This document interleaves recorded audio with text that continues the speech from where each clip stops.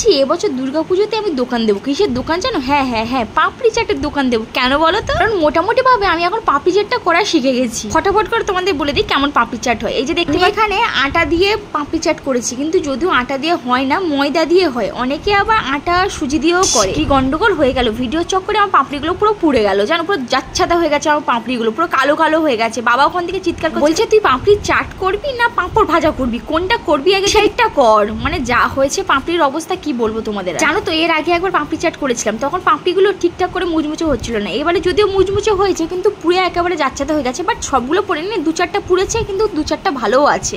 কিন্তু এটা সেকেন্ডবার করলাম, তাই খুব বেশি ভালো না হলেও কিন্তু খুব বেশি খারাপও হয়নি। পাপড়ি চাটটা কিন্তু দারুণ হচ্ছে, যেহেতু আমি আটাই করেছি বলে একটু লালচে লালচে ভাবটা হয়ে গেছে। না হলে ময়দায় করলে কিন্তু সাদা সাদা ভাবটা থাকতো, আর একটু ক্রিস্পি হতো আরও যদি পাতলা করে বেলতাম। যেহেতু আমি বেলেছি তো একটু মোটা মোটা করে দিয়েছি, তাই একটু জাতা হয়ে গেছে। যাই হোক, পাপড়ি চাটে কী কী দিয়েছি জানো তো? এখানে নিয়েছি আলু সেদ্ধ, পেঁয়াজ, শসা, টমেটো, আর ছিল নারকেল। আর এখানে আমি তেঁতুলের চাটনিটাও করেছি। ওটা কেমন করেছি ওটা না হলে একবার পরে ভিডিও করে তোমাদের সঙ্গে শেয়ার করবো। আর আমার পাপড়িটা কি মুচমুচি হয়েছে তোমাদের কি বলবো। আগের বারে করেছিলাম ওটা পুরো পাঁপড় হয়নি, পুরো লেদে লুচি হয়ে গেছিলো, কিন্তু এটা বেশ ভালো হয়েছে, বেশ মুচমুচি হয়েছে। যেগুলো পুড়ে গেছে সেইগুলো এর সঙ্গে দিয়ে দিচ্ছি, কারণ পোড়াগুলো কে খাবে বলো। এর সঙ্গে মাখিয়ে দিলে খুব একটা বেশি বোঝাও যাবে না, টেস্ট আদারওয়াইজ খুব খারাপও হবে না। একসঙ্গে আলু, পাপড়ি, নারকেল, টমেটো, পেঁয়াজ সব একসঙ্গে মেখে নেবো। সঙ্গে অল্প পরিমাণ লবণ, যেটা পাপড়ি চাটের মশলা থাকে সেটা দিয়েছি। আমি এর মধ্যে মশলা বলতে জিরে গুঁড়ো দিয়েছি, একটু ধনে গুঁড়ো দিয়েছি, আর একটু গরম মশলা দিয়েছি।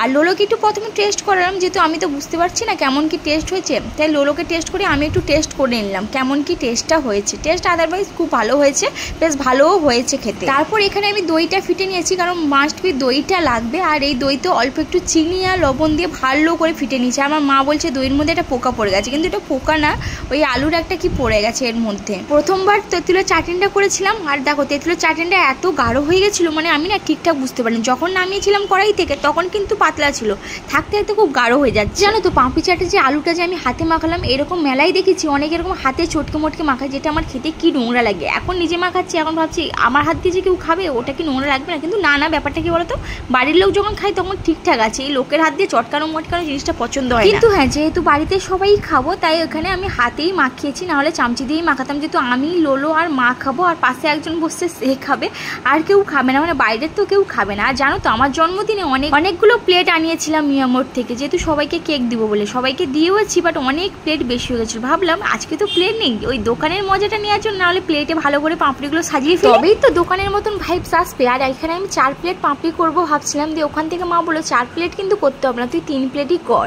কারণ আমরা 3 জন ছিলাম, 3 প্লেট করতে বললো মা, কারণ মায়ের প্রচণ্ড অ্যাসিড হয়ে গেছে, মা তো খাবে না, তাই বলছে তুই 3 প্লেটই কর।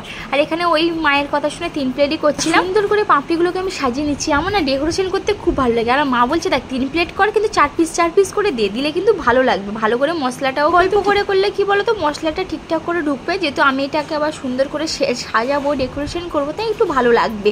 আর যেহেতু আমি এটা সেকেন্ড টাইম করেছি, প্রথম টাইম করেছিলাম সেভাবে ভিডিও শ্যুট করা হয়নি, আর সেকেন্ড টাইম করলাম সেভাবেও ভিডিও শ্যুট করা হয়নি। ফার্স্ট হ্যাঁ, যখন আমি আবার করব তখন ভালো করে প্রথম থেকে তোমাদের সঙ্গে কিন্তু শেয়ার করবো পুরো রেসিপিটা, তখন চেষ্টা করবো আরও একটু ভালো করে করার। কারণ আমি প্রত্যেকবারই যখনই করি পাপড়িটা একটু ডিস্টার্ব হয়ে যায়। চাটটা ঠিকঠাক থাকে, বাট পাপড়িটা একটু ডিস্টার্ব হয়ে যায়। কিছু করার নেই, মানিয়ে গুছিয়ে দিতে হবে, ফ্যামিলির সবাই খাবে। বাট এবারে আমি একটু হ্যাপি হয়েছি, তার কারণ হলো এবারে পাপড়িটা খুব মুচমুচে হয়েছে, খুব ক্রিস্পি হয়েছে, যেটা খেতে কিন্তু খুব ভালো ছিল। আর এর স্বাদটাও খুব সুন্দর ছিল।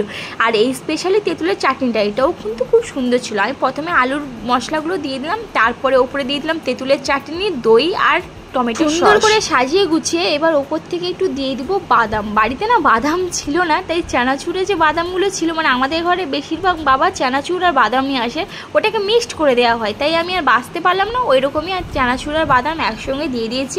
এবার এটাকে টেস্ট করার পালা। টেস্টের কথায় প্রথমে আমি টেস্ট করছি, কারণ জানি না কেমন হবে, তাই আমি টেস্ট করছি। আর হ্যাঁ হ্যাঁ হ্যাঁ, ওপরে একটু ঝুড়ি ভাজাও দিয়েছিলাম, দোকান থেকে আনিয়েছিলাম। ঝুড়ি ভাজাটা বাড়িতে ছিল না, ফুরিয়ে গেছিলো, তাই দোকান থেকে ঝুড়ি ভাজাটাও আনিয়েছি। আর জানো তো হঠাৎ কেন পাপড়ি পাপড়ি চাট করলাম। আমাদের লোলো ম্যাডাম তার আবার বায়না যে পাপড়ি চাট খাবে, তাই বললাম ঠিক আছে খাবে যখন একটু বানিয়েই দিই পাপড়ির চাট, তাহলে আমারও একটু ভিডিও হয়ে যাবে, ওরও খাওয়া হয়ে যাবে।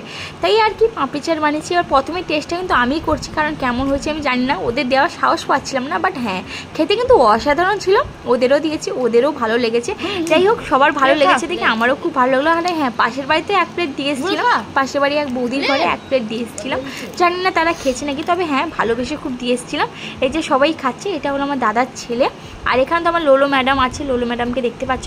লোলো ম্যাডামও টেস্ট দিয়ে খাচ্ছে। লোলো ম্যাডামের খুব মজা, পুরো ঘেমে ঘরে গেছে, বেচারাটা অনেক খেটেছে, মানে যেমন ও খাবে বলেছে তেমন ও খেটেওছে।